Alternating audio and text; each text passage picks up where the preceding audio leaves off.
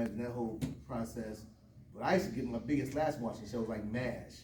Because MASH let me know I understood humor. I understood writing and the technicalities of doing comedy. I could laugh at That's My Mom and all the black urban comedy shows, the Jeffersons. That's my neighborhood. Right. But to laugh at MASH at 11 years old, man, I understood more than just my urban setting. And that triggered something in me. And I used to like watching like all the old shows, the Dick Van Dyke Show, the Flip Wilson Show, because those comics are animated and physical comics. And at my root, especially when I was younger, in my 20s, I was all over the stage. I might do anything on stage just to see what I was talking about. But like I said, comedy is very, very addictive. You fall in love with this shit, you get a couple of good laughs, you play a big venue, you get some good laughs, it's over. The rest of your life you doing this shit. And then you get some bad laughs of a bad show. He talked about me starting Scruples nightclub. I started Scruples nightclub because I had a bad show. I was playing Mark Rithley's Comedy Castle, which is like the premier comedy club, probably one of the top in the country. Royal Oak, been there. And it started out in Birmingham, moved to I think Berkeley, and now it's in Royal Oak. But Mark is a great guy, and that club, I played that club like consistently. Mainstream white audiences. Every week I was there getting on stage like nonstop, and all the clubs were just like that. They all mimicked each other. The mainstream clubs all look alike. Predominantly 90% white audiences most nights. Sometimes 100% white audience. You're the only black person in the building. But what I learned to do was mainstream comedy. I could make a mainstream audience laugh with computer dudes in the audience, police officers, whatever. White crowd be packed. I'd be the only black guy in the building. I was like 23 years old, 22 years old. I'm like, I'm a comic. Low Sanders said, Mike, I got a show for you. He's opening up for the Spinners at the Latin Quarter on the Boulevard Woodward Avenue. Yeah. The Boulevard Woodward Avenue, the Spinners. It was the Spinners. I got better by that. The Dramatics. Yeah. Dramatics. Two Detroit groups. I'm 22, 23 years old. I'm preppy as shit. I'm playing the white clubs in the suburbs, thinking that preppy shit I was doing was gonna hit the same audience the same way, opening up for Dramatics. And I ate it on stage. Them jokes was not going over that crowd at all whatsoever, period. They're not buying into it. The suburban clubs, Royal Oak, Clinton Township, they laughed. They thought I was a young comedic genius. But the soul of my show didn't affect people who look like me. So I said, damn, I can't play a black audience. I'm a young black man. I can't play a black audience. I said, shit, what I'm gonna do? So I was walking around Greektown, back in there, Greektown was Greektown. A girlfriend was walking, I saw a club, I was like, wow, it's empty as shit in there. If I got this, I could probably make it one of the hottest nights in the city. I hadn't partied since I was maybe 16 years old, so I knew I party. So I restarted Scruples, and the rest is history. We had everybody coming there like, oh, this is back then during the drug epidemic in Detroit. So all the cats came in there, Maserati Rick, all the big, the Arabic Chaldean gangsters that came in there, and they were the same. They were like brothers, really. 7 Mile and Van Dyke dudes. It was like they were like brothers. Oh, and all them cats came in there, and this is probably something that Bob Sumner, the guy who produced Def Comedy Jam, don't really know. That we had a black comedy movement in Detroit in the 80s that was as vibrant as LA, as vibrant as Chicago. Bernie Mac had Chicago on lock. We had our thing in Detroit that was really, really. We didn't have the same names as a Bernie Mac. We didn't have a Bill Bellamy. We had cats like myself, Bill Hill, Tommy Chun, who all went on to do Def Comedy Jam. So these are names that could go toe to toe with some of the best urban comics in the country, and we all were Detroit cats back in the day. But I would say, man, if you love this shit, if you love comedy, eat, sleep, and walk and talk it. It'll be your the thing on your worst day, on your worst paralyzing day. Comedy will bring your soul back. I love it that much. I can have a horrible day and find a mic. That day is forgotten. That horrible part of that day is gone. You'll find yourself doing comedy, like, people, as you do this for a long period of time, you'll find yourself doing shows of folks, people who have just lost their mother, their father, like, they buried them like 2 weeks ago. This is their first time out. They ain't been no place in 6 months. A relationship in peril, like a husband and wife in a club. They marriage is about to be over. Right. They about to file for divorce. You made them laugh.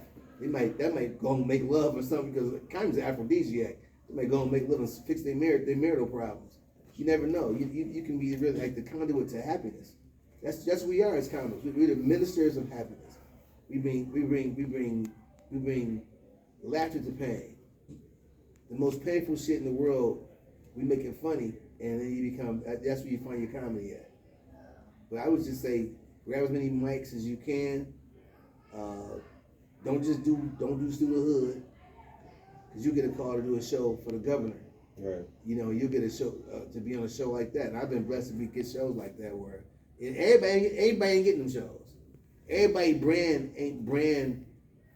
don't have the same type of brand to do a show for the governor or for a judge or for the Bar Association president. I've done shows like that because my comedy can I can do either Finkel or I can do the White House. Because my comedy ain't just straight up hood. I ain't shucking and jiving the whole show on stage. And I can do a half an hour. I can do an hour with no profanity, no sexual connotations. With no profanity, no sexual. You got to get to that point. You don't want to be a one-trick pony. You don't want to just be a guy. Now, y'all generation of comedians, y'all say it's crowd work. Well, crowd work, when I first started doing comedy, was taboo. Talking to the audience, that's you the headliner, was taboo because it's like, you have any material. Where's your material at? If you spend 45 minutes talking to the audience, what is your point of view? Comics who get TV sitcoms, perfect example, Home Improvement. That show is based on his stand-up comedy. Not based on an ad-lib, it's based on, it was probably was ad-lib at first, but then Tim worked and honed in his craft based on that character, and that's how he got a TV show. You won't get a guy, the game is different now. A guy may get a show because he has fans and numbers as far as social media, but they won't know his point of view. Right. So who are you turning TV on to watch? You know what I'm saying? Well, unless you, who you watch on TV? But guys, there's this whole 45 minutes on stage ad-libbing. When the ad-libs don't work. When you can't make something funny out of somebody what they're wearing in the audience. What if everybody good looking in the crowd?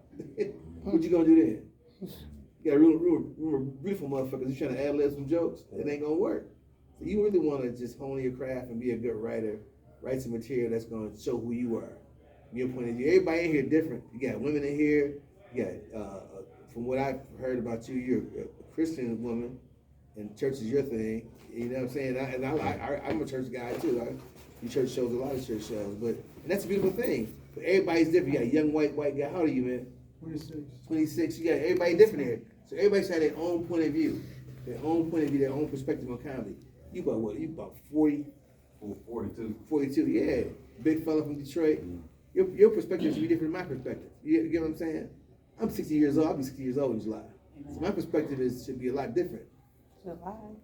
That's what that? I said July. July 10th, yeah, I'll be 60 years old. Cancer in the building. Yeah, so I mean, my perspective is like, I'm married, divorced, got college educated kids, got young kids too. So my perspective is probably gonna be different variations of life. What's that? Again, I don't know if this is a question and answer kind of situation, so I apologize if I interrupted you. No, you good. But I like to put a lot of my real life stuff in my comedy. Yeah. How do you know when to draw the line? Like, I have my wife here, and there's some stuff that I went through before. Ain't no line. That's what I want to hear. That's what the fuck I'm talking about. Ain't no line. If you have somebody in your life like that you can't be yourself on stage, you gotta X them out. Mm-hmm. If it's somebody in your life that's just a significant person in your life, and they can't watch your show and just enjoy your show, you got to be on pins and needles. You can't be an artist like that. Right. There's no way in hell you can walk on pins and needles and be a comic. Ain't no way. Not for no relationship or for nothing. Yeah. Nothing except for your spirituality. If you ain't gonna say certain like me personally on stage, I ain't that guy on stage that call women bitches and hoes. This bitch, this hoe, I was fucking this bitch and this hoe. To me, that's goofy as shit to me. one, I have 7 sisters and 3 daughters, and a mama still alive. Yeah. So I respect women. That this bitch, that hoe, this bitch, this bitch looking. That's the goofy shit in the world. Yeah, I never really use the N word on stage either. I never say nigga on stage like that. I probably said it in my 37-year career. I have not said nigga on stage more than probably 4 or 5 times. It's an ugly word. It's divisive in your audience. You got a mixed audience. And you'll probably play a lot of mixed audiences. You use the word nigga on stage, you lose proud black people, and you lose white folks that may feel uneasy. Right. Everybody, the word is not accepted. It's just not an accepted word. Now you hear a lot of comments in New York use it. I've seen Chris Rock use it 1,000 times in New York. I've seen the guy on SNL use it, and I was wondering why he uses it, because he's brilliant. He does the news. I forget his name. I remember New York. Right. Black dude. I forget his name. Colin Trick. No. That's the other one. No, it's he has a couple of Netflix specials out now. I watched him 1,000 times. I wonder why he said. Why he would say. Yeah, there you go. I was wondering why would he say nigga on stage and ruin a brilliant set? But that's New York. New York is a very race-oriented. A lot of shit. You go to New York, you hear a lot of race-based jokes in New York. Because this shit is just everything in your face. Say you don't like black folks. Guess what? It's a black dude living in your building. You don't like Puerto Rican people, guess what? It's a Puerto Rican doorman in your apartment. Driving the bus. So you can't get away. So race is very prevalent. That's a topic of discussion in New York all the time. Like a lot of guys make their whole career based on living in New York. A lot of guys in New York can't leave New York and be as effective. So they show is based on the world they live in. And that world is New York. New York is its own world. Yes, it is. It's its own world. But I just say, if you love this shit, man, it's gonna break your heart some days. And I would say this too. The reason why people like Tony Roney and myself and a few others have kept our sanity is because we have pretty much refused to compare ourselves. We stayed in our own lane. Comparison was still all your joy. What if I compare myself? Because I hung out with Martin Lawrence and caught cabs with him, or I was Bernie Mac, hanging out with Bernie Mac, or Sid, or any of my. Or Jamie Foxx even. These guys are Oscar-winning actors. I can't compare myself to them cats. But I also can't compare myself to a prominent attorney who I might be friends with as well, because his pursuit is different than my pursuit. Different life. He's a lawyer litigating big deals downtown. And we boys, but I can't compare myself to this shit. I can compare myself only to what I'm doing. And my lane is comedy, my lane is entertainment. So don't get caught up in that, and the young guys, how old are you, bro? 29. 29, yeah, y'all young. 34, going on 34. Yeah, you still young too. This comedy will fuck a relationship up. It will ruin it will ruin a marriage. You can be the most trustworthy dude on the planet and get accused of shit that you ain't never thought about doing. That you ain't never did. So you make another female laugh. I just finished. I was in a year and a half relationship that was like, hopefully we work it out, but I don't know. But I got accused of shit. And this is the best I've been. This is the best. Who I am right now is the best I've been in my adult life. As far as like my social habits, I'm 11 years sober. I ain't making bad decisions based on being drunk or you know what I'm saying. That was a monumental moment for me because I used to knock them down, bro, with the best of them, like knock them down. Right. I live in New York, I drink it free in New York at club. Yeah, no doubt. You get 2 in each show you gonna do. You do. I did 8 shows in one night in New York. Damn. Shit. You can get 2. I can get 2, 1, 2, sip 1, put it down, go to the club. That's all night. You gonna be drunk. Wow. I was a good drunk. Never got a DUI. Yeah. Never had an accident drunk. Never killed nobody, no shit like that. Come on, favorite. I made some babies, but I. What made you stop drinking? I wanted to live a better lifestyle. I wanted my son, who's a little fella, I want him to see me as a sober dad, as opposed to seeing me, who my older kids saw me, dad have a beer in the refrigerator. I wanted to have a different lifestyle. I wanted to be, and then first of all, too, I was in a bad car accident in 2000. So I was told that comedy is over for me. September 22nd, 2000, I was leaving New York City to come back to open up for Teddy Pendergrass's group. Oh, hell, man. The Blue Notes. And buddy of mine fell asleep in the car. I was in a coma 9 days. When I woke up, the doctor said, Michael, what do you do for a living? I said, I'm a comedian. He said, well, that's over now. Your speech is going to be too bad to do comedy. I've done the TV, I've done the news more than any other comic in the state of Michigan. Nobody's done the news more than me in Detroit, period. I've done radio, I've done independent movies, I've done more comedy since the car accident. And my biggest plus that let me know that this is meant for me to do is that after my car accident, rest in peace, Big Daddy Fitz had me go and sign up to be in a Bay Area Black Comedy Competition. And after being in a coma in September, that February, I won the Bay Area Black Comedy Competition, which is Jamie Foxx, Mark Curry, D.L. Hughley, some of the biggest names in comedy won the competition, took first place. I took first place after being in a coma. And the guys I beat are guys you probably look at and go, wow, they bad as shit. Well, at that point, I was bad as shit too. And at any given Sunday, one of us in this room can be the baddest cat in the state of Michigan doing comedy. Because it's never a day when you're gonna rise to the occasion. You're gonna rise to the occasion. You be on a show with somebody who you think is a badass motherfucker, and you might do great and go, wow. Well, you might have just had a bad set. Right. Any given Sunday, any given Saturday night, you upstage cats, you'll be shocked. If you delve in and be true to this comedy shit, it's gonna be true to you, man. You guys keep if you love it, don't stop doing it. And you're gonna fall in love with it. I see some of the same faces I've been seeing for a while now. Apparently y'all love this shit. Y'all on a rainy night to talk about comedy and do what I don't know what y'all been doing in here, but you definitely love it. You're on a Tuesday night and it's raining outside. I got a question is that how do you get your joke? Like, let's say you're doing an all-white room or something. Like, how do you know how to relate to a crowd in different, like say you're doing clean or you're doing a white room or you're doing, different race? How do you we all make have, your jokes? You know what I'm saying? Like, how do you know what I'm saying? Years old, you're 42 years 42, old. yeah. You got kids? Yeah.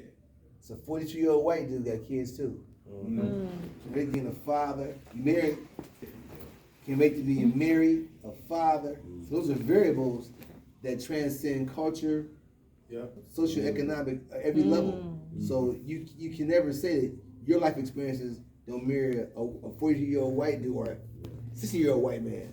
Right. In Waterford Township. We are human beings, dude. Yeah, he had a mother, you had a mother. Yeah. You know what I'm saying? He had a father, you had a father. Mm-hmm. So we all have, or he might have had a father.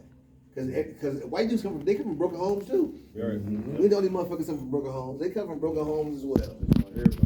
You hear about it on occasion, like, these cats come from broken homes who are white dudes who made success. Mm-hmm. But it's we all have the same life experiences. You're a father, you got a daughter.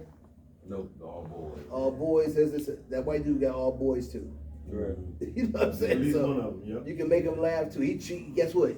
He driving Michigan on these potholes. Mm-hmm. That joke is a joke that everybody can get. Right. We all have a life. You 26 years old. Mm-hmm. Yeah, it's a black dude, 26 years old, just like you. Got a girlfriend? You got a girlfriend? No. You got a boyfriend? You gotta ask, no, for real. Like, this generation is different, man. We were older, we were young. We were young. You take something. Don't dismiss the fact that some of the most powerful motherfuckers you're meeting in this business are gay. So you can't be having they influence it. So you can't have that homophobia bullshit. Not at all. Ain't no room for that in the entertainment business. And in society, period. So, me being like the only white person, when I come here, I'm the only white person. So I think about like the first time I ever made anyone here, I don't know, like you guys, but like here at this club, made everyone laugh was when I went up on stage, and I think it was you that had just said something about how you were happy that this past month was over. Not because Black History Month was over, but because, and then you went into what your reason was. And then I went up on stage and I said, I too am happy that I said, I too am happy this past month is over. And then I waited and I waited for people to start, you know, kind of. Waiting for the call. Yeah, waited Right. for you to hear little rumblings, and then I paused, and then I said, whoa, for not for what you guys think. And then you guys laughed, or not you guys. We know what you mean, man. Right.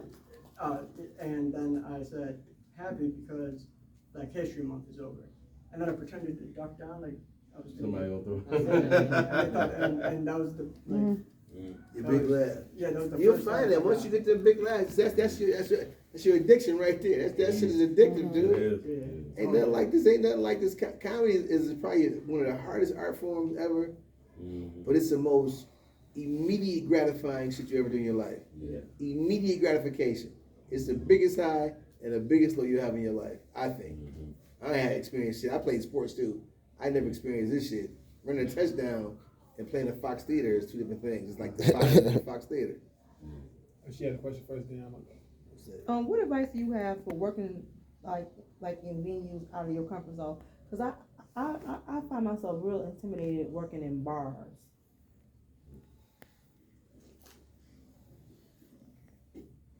And that's good. Cause you don't want to be a bar comic. Yeah, and I don't, cause I don't drink, I don't smoke, and I feel like I have to fight with the audience. It's Yeah, really- you don't want to. You want to play comedy clubs. When you play a bar, you get a bar. It's cool, but you ain't gonna base your career on some shit on Finkel. Yeah, yeah. I mean, I play them. I still do them. I had some guys tell me, you know, some prominent big name comes to me. I'm still playing cowboy bars. Well, a lot of times you stop doing that shit. You stop being funny. You gotta stay on stage. You gotta stay. Like you see a big name comic and they shows kind of fell off a little bit. They stop living this shit. You gotta live this shit. But the reason why Samora one of the baddest female comics in the country, because Samora lives comedy. She lives comedy. She works a lot, and she's funny. She can get down because you work a lot. You gonna be funny. Right. I just had my special in Ohio recently. My man Beaky and the OJ's producer with another production team, and what I did for that, preparing for that show, I went up sometimes with no material in mind, just wanted to fill the stage. Sometimes I did my set that I was gonna do on the TV show. But what I want to do is be familiar, just be stage savvy. This stage is gonna tell you the truth, whether you got material or not. Right. It's gonna tell you the truth. You can work some material or just work on some just being show your presence. What's that? Do you, when you write new jokes, do you write from a persona perspective or as a character or just like what you find funny? Is there a Mike Bonner I don't write stage jokes like presence, that. You know what I'm saying? This is me. Yeah. I might see you at the gas station, I never know your name. Right. Say something. If you laugh at it, that's a joke. I might be in the mall and say something, or my girl say something, or my kids say something funny. If they laugh at this shit, then it's a joke. But I never say something.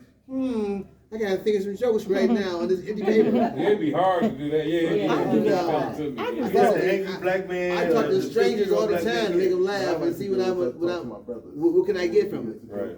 I'm the king of talking to strangers. They probably like, who's this motherfucker telling jokes? If they crack up at like, they been do you do. I know you do.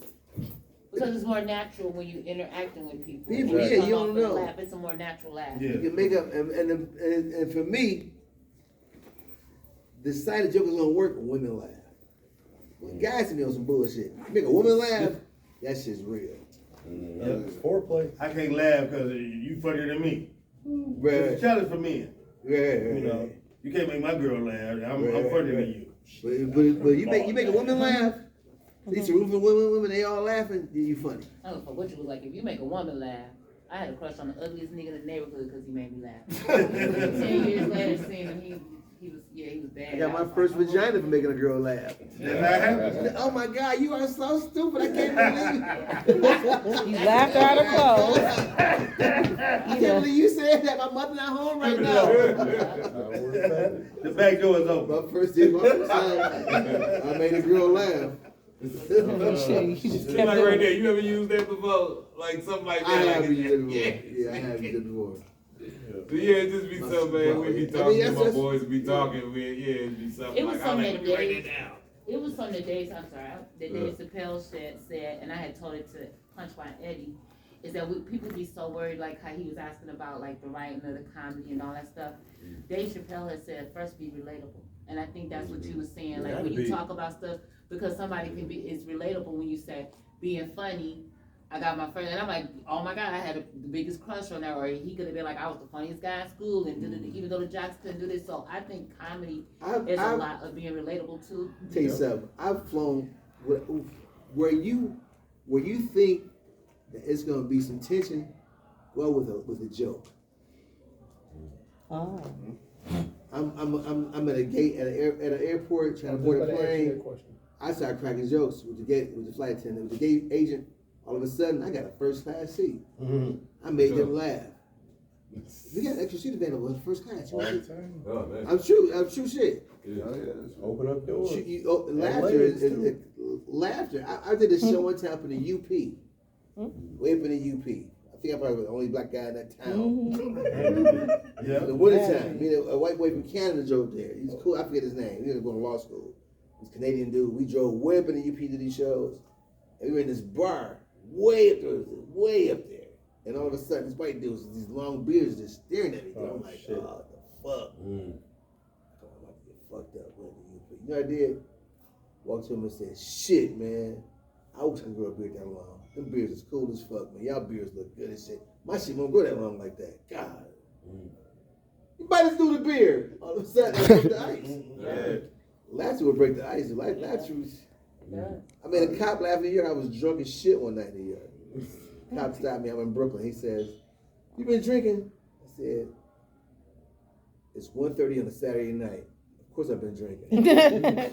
I'll probably offer you a cocktail, sir. He said, "Start the car, get out, and walk the fuck on." And I walked to my apartment. I was a neighbor anyway, so it didn't matter. Yeah, man. I hope y'all just stay in the business, man.